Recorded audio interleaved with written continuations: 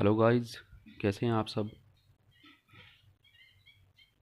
इस वीडियो में हम देखेंगे 1909 से 1935 तक भारतीय संविधान में जो अंग्रेज़ों के द्वारा बनाया जा रहा था उसमें क्या क्या परिवर्तन हुए और कौन कौन से नए कानून लेकर आए।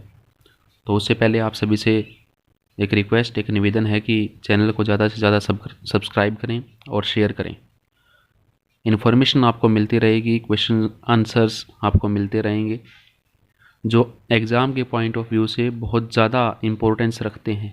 वही चीज़ें आपको वीडियोज़ में देखने को मिलेगी, एक्स्ट्रा मटेरियल कुछ भी नहीं रहेगा जिससे आपके माइंड का बर्डन या आपका कन्फ्यूज़न बढ़े।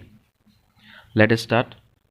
तो इसमें हम पढ़ेंगे 1909 से 1935 तक के बीच में जो जो अधिनियम बनाए अंग्रेज़ों ने, या किसी बाहरी व्यक्ति की मदद से या फिर कांग्रेस पार्टी की मदद से। यहाँ पर एक बात मैं क्लियर कर दूं कि कांग्रेस पार्टी ने संविधान के अंदर मदद की थी कानून बनवाने में, लेकिन हम यहाँ कांग्रेस पार्टी का जिक्र बिल्कुल भी नहीं करेंगे, कोई उसका एक्सप्लेनेशन यहाँ पर नहीं दिया जाएगा, उसके लिए एक अलग से वीडियो रहेगा। चलिए स्टार्ट करते हैं।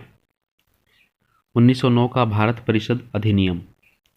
तो ये परिषद जो है 1909 में पास हुआ था, इसलिए इसको भारत परिषद अधिनियम 1909 बोला जाता है। इसके अंतर्गत क्या क्या हुआ ये देखिए। तो सबसे इम्पोर्टेंट जो क्वेश्चन आएगा आपका कि कौन सा अधिनियम था जिसके अकॉर्डिंग मुस्लिम समुदाय के लिए अलग प्रतिनिधित्व देने की घोषणा की गई भारत के अंदर। मुस्लिम समुदाय के लिए, यानी कि जो मुस्लिम धर्म के लोग हैं वो अपना नेता चुनेंगे, और इसमें ये व्यवस्था की गई कि मुस्लिम मतदाता ही उनका चुनाव करेंगे। उनको हिंदू धर्म के लोग या किसी और धर्म के लोग या आम जनता जो है उनको वोट नहीं डालेगी। ये इलेक्शन की बात की जा रही है। तो ये आपसे पूछा जाएगा, ये 1909 भारत शासन अधिनियम में पास किया गया, मुस्लिम मतदाता के द्वारा ही वो चुने जाएंगे, ये भी आपको क्लियर हो गया। उसके बाद इस निर्वाचन पद्धति का सांप्रदायिक निर्वाचन पद्धति, सांप्रदायिक उसको बोलते हैं जो धर्म से संबंधित हो, तो सांप्रदायिक निर्वाचन पद्धति का जो जनक है वो माना जाता है लॉर्ड मिंटो को। क्योंकि लॉर्ड मिंटो जो है वो उस टाइम भारत का वायसराय था। वायसराय, भारत का वायसराय कौन था उस टाइम में, जो 1919 का अधिनियम बना था भारत शासन अधिनियम, वो था लॉर्ड मिंटो। इसे सांप्रदायिक निर्वाचन के जनक के रूप में जाना जाता है। ये क्वेश्चन आपका बहुत ज़्यादा इंपॉर्टेंस रखता है।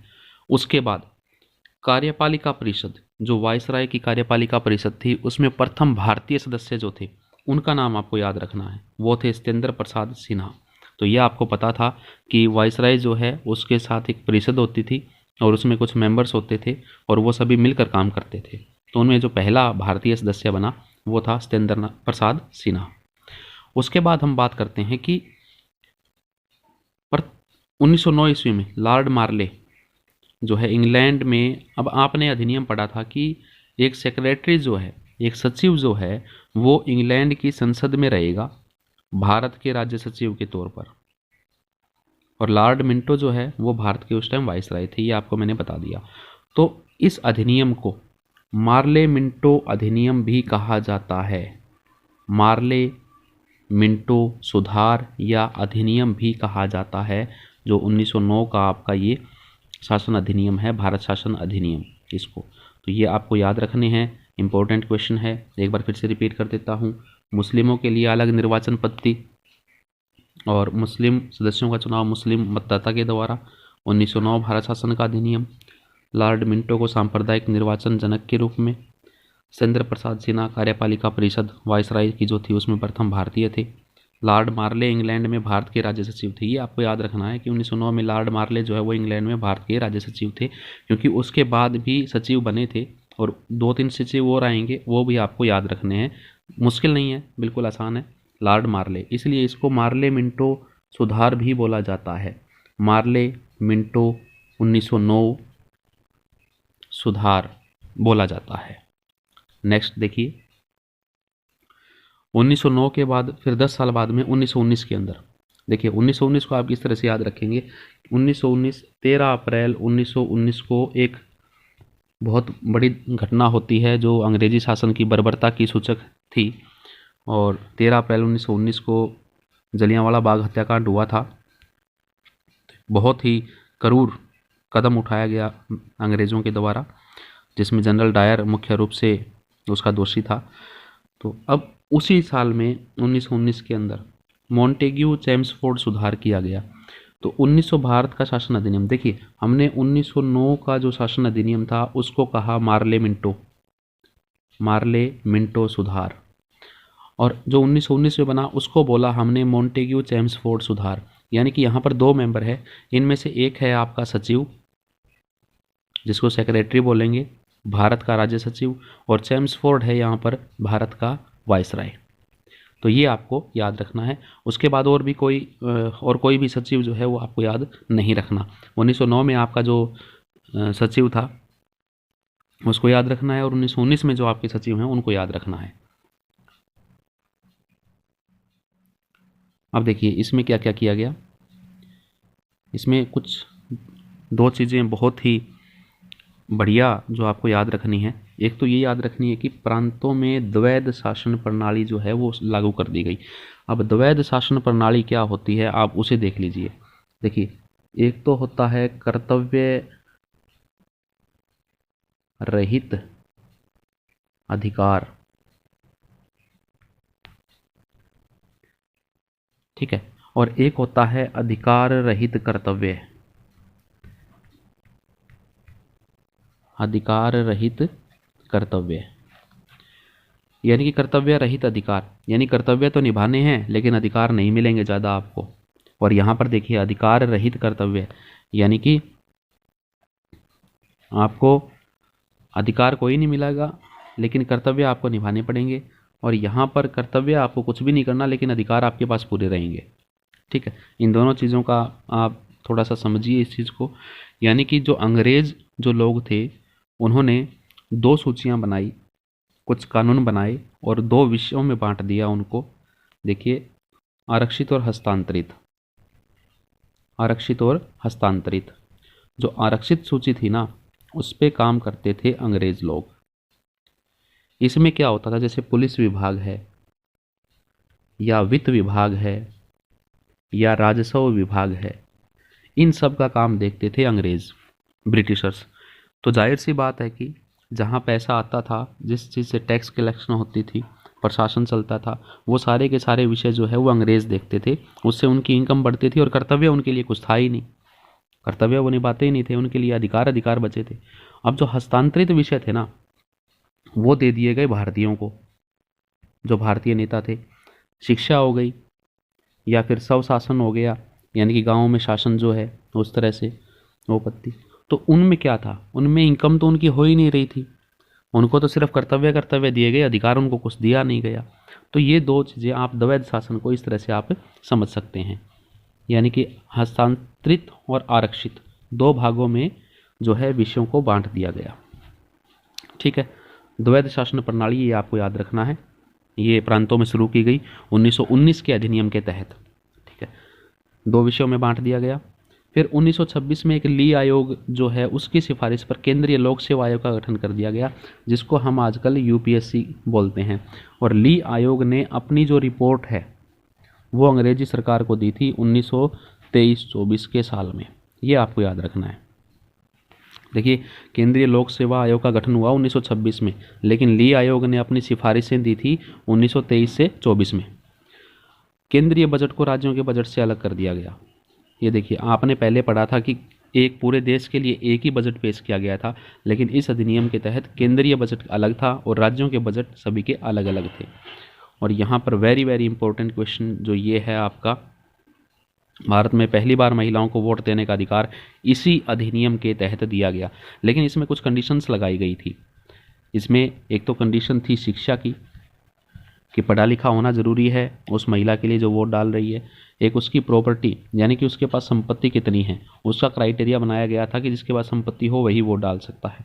तो इस तरह से हम ये नहीं कह सकते कि सभी को वोट डालने का अधिकार मिला था, लेकिन कुछ महिलाओं को दिया गया था। और यहाँ पर एक इम्पोर्टेंट क्वेश्चन और हमारा ऊपर है, द्वैध शासन का जनक लियोनस कार्टियस को माना जाता है। तो ये नाम आप याद रखना, बहुत बार ये क्वेश्चन आया है कि द्वैध शासन के जनक किसको माना जाता है, किसको समझा जाता है, वो है लियोनस कार्टियस। उसके बाद आता है भारत शासन अधिनियम 1935, वेरी वेरी इंपॉर्टेंट। इस अधिनियम के बारे में जितना आप जानेंगे इतना ही कम है, क्योंकि भारतीय संविधान के ऊपर सबसे ज़्यादा प्रभाव इसी शासन अधिनियम का रहा है और 250 से ज़्यादा अनुच्छेद आर्टिकल्स जो है वो हमने अपने संविधान में इसी अधिनियम से लिए हैं। अब कौन कौन से इसमें नियम बनाए गए, कौन कौन से कानून बनाए गए और किस तरह से शासन किया गया अंग्रेज़ों के द्वारा और उसमें किस किस ने मदद की, वो देखिए हम देखते हैं। सबसे पहले तो हमें पता होना चाहिए कि इसमें अनुच्छेद कितने थे। जैसे आज वर्तमान में हमारे अनुच्छेद 448 हैं। तो चलिए हमारे संविधान के बारे में जो आज वर्तमान में है उसके बारे में नेक्स्ट वीडियो में हम डिस्कस करेंगे। हम इसी के बारे में डिस्कस करते हैं एक बार। 1935 का भारत शासन अधिनियम, 321 अनुच्छेद थे और 10 अनुसूचियाँ थी। अब उस समय भारतीय संघ जो है वो कितने उसमें राज्य थे, कितने कमिश्नरी क्षेत्र थे और कितनी देशी रियासतें थी, वो हमें देखना है। देखिए 11 तो ब्रिटिश प्रांत थे, यानी कि जिनके ऊपर अंग्रेज़ों का सीधा अधिकार था, जहाँ पर अंग्रेज़ों का शासन था सीधे तरीके से। 6 चीफ कमिश्नर के क्षेत्र, और वो क्षेत्र वो राज्य जहाँ पर अंग्रेज़ों ने अपने कमिश्नर बनाए हुए थे, अपनी कमिश्नरी बनाई हुई थी, ठीक है, 6 वो हो गए। और फिर वो देशी रियासतें जो अपनी स्वेच्छा से संघ में शामिल होना चाहती थी या हो गई थी, कोई ज़बरदस्ती नहीं की गई थी किसी के साथ। अंग्रेज़ों ने कहा कि जो हमारे साथ इन्वॉल्व शामिल होना चाहता है हमारे अंदर तो वो आ सकता है। तो कुछ रियासतें जो हैं उसमें शामिल हो गई थी। उन सब से मिलकर बना था अखिल भारतीय संघ और उनके लिए कानून बनाए गए थे जिनमें 321 अनुच्छेद लिखे गए संविधान के अंदर और 10 अनुसूचियाँ बनाई गई। इसके अकॉर्डिंग क्या हुआ? सबसे पहला काम, प्रांतों में द्वैध शासन का अंत कर दिया गया, यानी कि द्वैध शासन, हस्तांतरित और आरक्षित विषय मैंने आपको बताए थे, उनको खत्म कर दिया गया। अब उसकी बजाय केंद्र में द्वैध शासन जो है उसकी स्थापना कर दी गई। अब केंद्र में द्वैध शासन की स्थापना करने के बाद क्या हुआ? जैसे आजकल हम पढ़ते हैं 3 सूची बनाई गई है हमारी केंद्र सरकार की तरफ से। एक है आपकी केंद्र सूची, दूसरी है आपकी राज्य सूची और तीसरी है संवर्ती सूची। तो ये सूचियाँ जो हैं, ये संविधान का जो अनुच्छेद है ये हमने यहीं से लिया है, द्वैध शासन की व्यवस्था। परिसंघ सूची, प्रांतीय सूची, संवर्ती सूची, ये 1935 के भारतीय शासन अधिनियम में बनाई जा चुकी थी। और यहाँ पर संवर्ती सूची का जो संविधान है, जो रूल कोई नियम बनाने होते थे, कानून बनाने होते थे, तो संवर्ती सूची के ऊपर परिसंघ और प्रांतीय दोनों डिस्कस करते थे। लेकिन लास्ट में जो किसकी बात मानी जाती थी? परिसंघ की, यानी केंद्र की बात मानी जाती थी, जैसा आजकल की हो रहा है। उसके बाद अवशिष्ट विधायी शक्तियाँ वायसराय को दी गई, यानी कि कोई भी अलग से कोई विषय है, अलग से कोई कानून या नियम कुछ बनाना है तो उसकी विधायी शक्तियाँ सारी की सारी किसको दी गई? वायसराय को। विधायी यानी कि विधायकों से संबंधित, विधान पालिका से संबंधित, वो सारी की सारी शक्तियाँ वायसराय को दे दी गई। अब देखिए, भारत परिषद का अंत कर दिया गया, इसको ख़त्म कर दिया। संसद जो है उसको सर्वोच्च माना गया, यानी ब्रिटिश पार्लियामेंट को। यहाँ पर ये अंग्रेज़ों की पार्लियामेंट है, ब्रिटिश पार्लियामेंट। प्रस्तावना का अभाव था, इसमें प्रस्तावना कहीं नहीं लिखी गई थी। जैसे आजकल हम प्रस्तावना पढ़ते हैं अपने संविधान की, लेकिन उसमें प्रस्तावना नहीं थी। अब सबसे इम्पोर्टेंट जो यहाँ पर 2 क्वेश्चन आपके बनेंगे वो ये हैं, बर्मा को भारत से अलग कर दिया गया, म्यांमार जिसको बोला जाता है, उसको भारत से अलग कर दिया गया 1935 में, ठीक है। और 1935 में ही भारतीय रिजर्व बैंक, जिसको हम RBI बोलते हैं, उसकी स्थापना की गई 1 अप्रैल 1935 को। तो ये 2 क्वेश्चन बहुत बहुत इम्पोर्टेंट है और बहुत बार एग्जाम के अंदर आए हैं, तो इसको आप अच्छे से याद रखें। भारतीय रिजर्व बैंक की स्थापना और संघीय न्यायालय की व्यवस्था, बर्मा को भारत से अलग करना। उसके बाद एक और कानून बनाया गया इसके अंदर कि संघीय न्यायालय की व्यवस्था की गई। मुख्य न्यायाधीश के साथ 2 अन्य न्यायाधीश थे और न्यायालय से संबंधित अंतिम शक्ति प्रिवी काउंसिल लंदन को थी। ये इतना इम्पोर्टेंट नहीं है, लेकिन फिर भी आपको ये याद होना चाहिए कि जो अंतिम शक्ति है न्यायालय से संबंधित, वो लंदन की प्रिवी काउंसिल के पास थी। और ये 2 आपको अच्छे तरीके से याद रखने हैं। बर्मा को भारत से अलग कर दिया गया और भारतीय रिजर्व बैंक की स्थापना 1935 में की गई। तो ये था आज का हमारा वीडियो। तो अगर आपको अच्छा लगा हो तो लाइक करें, शेयर करें और चैनल को सब्सक्राइब करें।